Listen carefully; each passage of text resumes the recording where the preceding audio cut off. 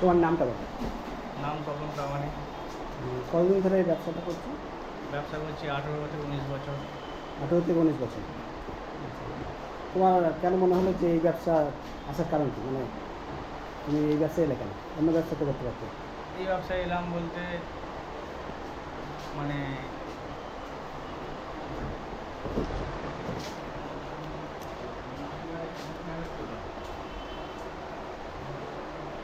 বল। যেহেতু আমাদের বাড়ির ফ্যামিলিতে এই ব্যবসার সঙ্গে যুক্ত, আচ্ছা। সেই হিসাবে আমরা ছোটো থেকে এই কাজের সঙ্গে যুক্ত হয়ে গেছি, কাজ করছি। তুই কতদিন ওই ছোটোবেলা থেকে এই কাজে যুক্ত হয়ে গেছো? আচ্ছা।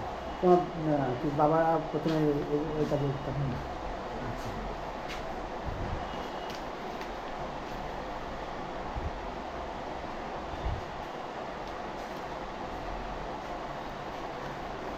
তুমি এই ব্যবসা শুরু করেছিলে, মানে কত টাকা পুঁজি লেগেছিল ব্যবসা শুরু করতে? আমি এই ব্যবসা যখন প্রথম ফার্স্ট আমার বাড়ি চরণে ওখানে হুম। দোকান করি, তখন ধরো এই দোকানটা বর্তমান বয়স 12-13 বছর, ওখানে 50-60 টাকা খরচা হয়েছিল। আচ্ছা। একজন নতুন যদি এখন ব্যবসা শুরু করতে চায়, এরকম সেলুন দোকান খুলতে চায়, তাহলে কেমন পুঁজি লাগবে? তখন তো 50,000 টাকার মতো লেগেছে। এখন একটা দোকান নিতে গেলে, বাড়ি করে ঢুকে অনারশিপ নিতে গেলে আর দোকান রেডি করতে গেলে 10 লাখ টাকা। না, শুধু দোকান ঘর তো ভাড়া না, নেই, শুধু ভাড়া নেই। দোকান ভাড়া নিয়ে করলে, দোকান ডেকোরেশন করে মালপত্র সমস্ত কিছু করে লাখ খানেক টাকা খরচা হবে। রাখুন। 1 লাখ টাকা খরচা। আচ্ছা। হ্যাঁ। হ্যালো, হ্যাঁ এসো, বলছি তো। তোমার এই ব্যবসা কতক্ষণ সময় দিতে হয়? এই ব্যবসা সময় দিতে হয় খুব কম সময় বলতে তোমার 13-14 ঘন্টা সার্ভিস। 13-14 ঘন্টা। আচ্ছা। এই ব্যবসা মোটামুটি সমস্যা কী থাকে? মানে কিছু সমস্যার মুখোমুখি হচ্ছে কি? এই ব্যবসার সমস্যা বলতে একটা ছেলেকে এই দোকানে কাজ করতে গেলে অনেক কিছু ত্যাগ করতে হয়। হুম। ওকেশন পারপাসে তুমি ইনভলভ হতে পারো, হুম। কোন ওকেশন পারপাসে তুমি ইনভলভ হতে পারো, তোমাকে সেই সময়টা আমাদের এই কাজটা বেশি তোমাকে কাজ করতে হবে। এই সমস্যা, এছাড়া কোনো সমস্যা নেই। কর্মচারীর সমস্যা বা এরকম কিছু? হ্যাঁ, কর্মচারীর সমস্যা বলতে প্রথম নিজের সমস্যাটা বললাম, তার হ্যাঁ। কর্মচারীর সমস্যা আমাদের লাইনে ছেলে এখন হচ্ছে পাওয়া কঠিন ব্যাপার। মেন ব্যাপারটা কি, যে সেলুনের যে কাজ শেখার যে ব্যাপারটা ছিল, এখন সেলুনে সেই কাজ শেখার ব্যাপারটা নেই, সেলুনে যে কাজ শিখছে না। এখন সবাই চলে যায় পয়সা ইনভেস্ট করে পার্লার থেকে কাজ শিখে এসে দোকান করছে। আগে আমরা একটা কারিগর তৈরি হয়েছি, আমরা দোকান থেকে কাজ শিখে তো একটা কারিগর হয়েছি। হুম হুম হুম। এখন একটা ছেলে জারি চলে যায় পার্লারেতে, ওখানে 50,000 1 লাখ টাকা খরচা করে কাজ শিখে এসে দোকান করছে। মানে মাঝখানে আর এইরকম সময় দিয়ে আর কেউ কাজ শিখছে না? শিখছে না, মানে ওখানে যাচ্ছে 2 বছর 3 বছর কোর্স করছে, আচ্ছা। সময় খেয়ে ওখানে 2-4 পয়সা মাইনে দিচ্ছে, ওখানে সময়টা দিয়ে দেবে দোকান করছে। আমাদের সেলুন দোকানে কাজ শিখতে গেলে তাকে 5টা বছর সময় দিতে হবে, আচ্ছা। তারপর তুমি পয়সার মুখ দেখতে হবে। কিন্তু এখন সেসব ধৈর্য সেই নেই, সময়টাও নেই, সেই মানে সময় ধৈর্য নেই ছেলে। ধৈর্য নেই। আচ্ছা আচ্ছা।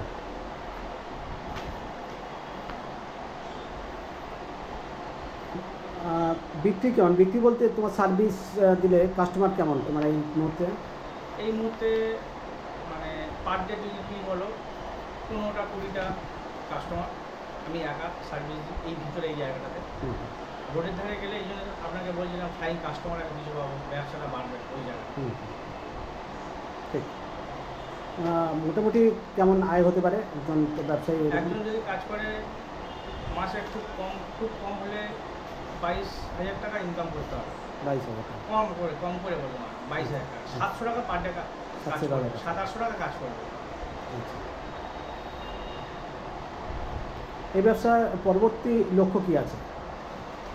পরবর্তী লক্ষ্য ব্যবসাটাকে একটু ভালোভাবে করা, হুম, দোকানটা একটু ভালোভাবে সাজানো গোছানো, ব্যবসাটাকে ডেভেলপ করা। ব্যবসা ডেভেলপ করা আছে। আচ্ছা।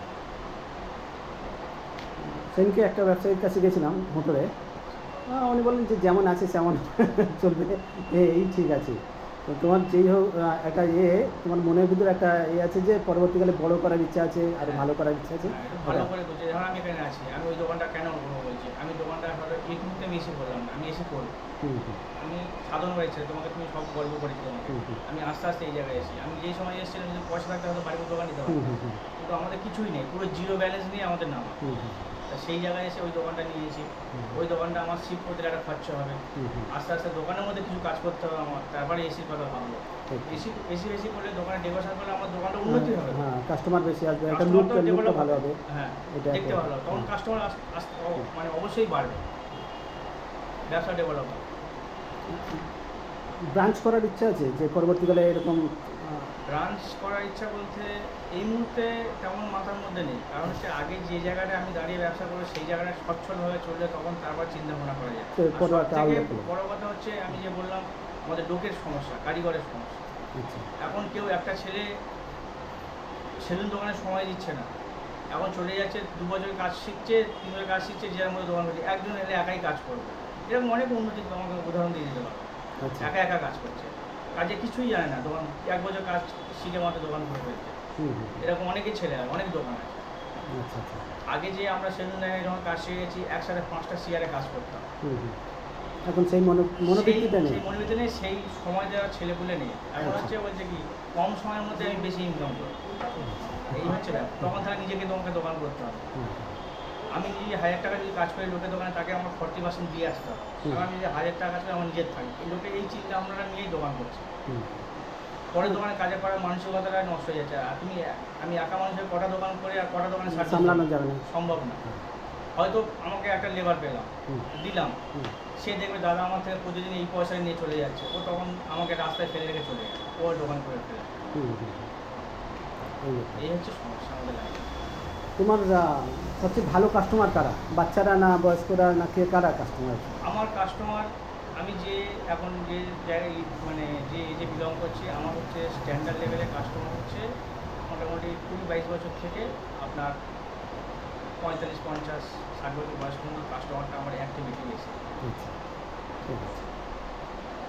তুমি কি কোনো সোশ্যাল মিডিয়ার সঙ্গে যুক্ত আছো, মানে ফেসবুক, ইউটিউব বা এই মুহূর্তে যেমন যুক্ত নেই, পুজোর পরে তোমাকে বললাম এটা হ্যাঁ। অন্য। এটা করবে অনেকটা তোমার ডেভেলপ হবে। তোমার কি মনে হয় যে অনলাইনে এটা ব্যবসা বাড়তে পারে ডিজিটালে? এটার জন্য যেটা না না, আমি যে এমনি যদি ফেসবুকে বা ইউটিউবে যদি অবশ্যই বাড়তে পারে, কারণ হচ্ছে আমার বিশ্বাস এটা, ধরো আমি বাড়ি বাড়ি যত লোকের সঙ্গে পরিচিত, তারা এখন সবাই আমাকে, আমি ইভেন দোকান করি সবাই জানে। আমি কেন তোমাকে বলছি ওই জায়গাটায় গেলে আমার কাস্টমার হবে, যারা ওই রাস্তায় চলাচল করে আমাকে দেখতে পেলে অন্তত দাঁড়াবে। তো 5 জন যদি চলে যায় 5 জনের একজন দাঁড়াবে। ফেসবুকে দিলে কি হবে, আমাকে সবাই দেখতে পাবে, তখন ওই জায়গাটা দোকানটা করেছে, চলো একদিন ঘুরে আসে, নিশ্চয়ই বাড়ে, এটুকুনি আশা বাড়ে। এটা কি তোমার একমাত্র আয়ের উৎস, মানে এটা থেকে? হচ্ছে আমার জীবনের উৎস, আয়ের উৎস। না, তুমি একটা অটোর কথা বলেছিলে না, অটোটা হচ্ছে আমার তো মেন না, মেন হচ্ছে এটার থেকে আমি ওখানে এসেছি, অটো থেকে এসেছি। আচ্ছা আচ্ছা, নট অটো আগে, আচ্ছা এটাই আগে, এই হচ্ছে আমার পেটের আচ্ছা আচ্ছা জায়গা। মোটামুটি যা আয় হয় তোমার চলে যায়। আচ্ছা, আয় বাড়ানোর জন্য অন্য কোনো ব্যবসা করার ইচ্ছা আছে কি? আয় বাড়ানোর জন্য তো লাস্টে গাড়িটা কিনেছি। আচ্ছা, ইনকামটা ভালো হচ্ছে। আচ্ছা আচ্ছা। এই ব্যবসার সবচেয়ে স্ট্রং পয়েন্ট কি, মানে যদি বলা যায় যে ভালো দিক যেটা করলে এই ব্যবসাটা আরও উন্নতি হতে পারে, সেরকম কিছু বলা যেতে পারে যে তোমার মনে হয় যে হ্যাঁ আমি স্টাইলটা করতে পারি ভালো, বা এরকম করলে আরও কাস্টমার আসতে পারে, সেটাই বলতে চাচ্ছি। এখন যা সময় চলেছে, এখন যত মানে স্টাইলিশ ভ্যারাইটিস তুমি কাজ জানবে, আর শুধু কাজ জানলেও হবে না, তার সঙ্গে সঙ্গে পজিশন দরকার। আমি কাজ হয়তো ভালোই জানি, কিন্তু আমি এরকম জায়গায় তাহলে আমাকে জানবে না, পজিশনটা ভেরি করে, ঠিক আছে? কাজও জানতে হবে, পজিশনও ভালো। তারপরে সেলসম্যানশিপ, মনে করো একটা কাস্টমার এলো, তার সঙ্গে তুমি রুট ব্যবহার করলে, খারাপ ব্যবহার করলে, সেই কাস্টমার কিন্তু ওটার জন্য তো মানে ব্যবসার ক্ষতি হবে, তাহলে এটাকে সেলসম্যানশিপ বলে, যে ভালো ব্যবহার করতে হবে যাতে কাস্টমার আরেকবার, দ্বিতীয়বার, তৃতীয়বার আরও আসে। ভালো ব্যবহারের জন্য তো কাস্টমার আসে, শুধু কাজ ভালো করলে হবে না। পয়সা সবার পকেটে আছে, প্রচুর সেলুনারি চলে যায়, ব্যবহার তো অবশ্যই ভালো করতে হবে, তার সাথে কাজও করতে হবে, তারপর আপনার ব্যবসা হবে। কি দুর্বল দিক আছে যেটা করলে আরও ভালো করা যেতে পারে এই ব্যবসার ক্ষেত্রে? মানে দুর্বল দিক, যেটা আরও একটু ডেভেলপ করলে কাস্টমারটা আসতে পারে, আরও বেশি কাস্টমার আসবে। হ্যাঁ, ওর জন্য এখন যে সময়টা এসছে, এটা দোকানটা ডেকোরেশন করতে হবে, একটু এসি করতে হবে, ঠিক আছে? তার সাথে সাথে তোমাকে নিজেকে একটু পরিবর্তন করতে হবে, স্মার্টফোন ব্যবহার করতে হবে, ফেসবুক ছাড়তে হবে, যেটা আমি এখন পিছিয়ে আছি। হুম হুম আমার বন্ধুরা এই জন্য কাস্টমার আমাকে বলে হুম। একটা ফোন কিনতে পারছি না, কিন্তু কিনতে পারি না কেন, আমি কিনতে পারি। হুম হুম হুম। আমি অনেক কিছু ভেবে চিন্তে কিনতে পারি না, কিনি না, আচ্ছা, কিন্তু এবার যা পরিস্থিতি দাঁড়িয়ে কিনতে হবে, তাতে আশা করি ব্যবসা বাড়বে। নিশ্চয়ই। আচ্ছা, এ এই ব্যবসার সমস্ত কাজ কি নিজেই করো? সমস্ত কাজ নিয়ে। আচ্ছা, আর আমি ওই কাজ এগুলো স্টাইলিশ কাজ শিখতে যাবো পূজার পরে আচ্ছা। কিছু জিনিস। আমি স্পা হ্যাঁ, সেটাই বলছি যে কিছু একটা স্কিল ডেভেলপমেন্ট করার দরকার আছে, ট্রেনিংয়ের দরকার আছে। ট্রেনিংয়ে যাবো। আমার তো মোটামুটি স্পা, হেয়ার ট্রেনিং সব এগুলো সব পারি। হুম হুম তেও আমার কিছু যাটুকুনি করি তাতে মনে হয় না আমি মানে 100% সাকসেসফুল। দেখে আসলে ভালো হয়। হুম হুম হুম। যে ধরো আমরা যেটুকুনি যা কাজ করি কাস্টমার কোনো সমস্যা ধরতে পারে না, কিন্তু নিজেদের মনে হয় একটু দেখে আর একটু আসলে ডেভেলপ করলে আরও লাগে, একটু ভালো হবে। ভালো হবে হুম, এরকম। নিশ্চয়ই। এটার জন্য যাবো পূজার পরে।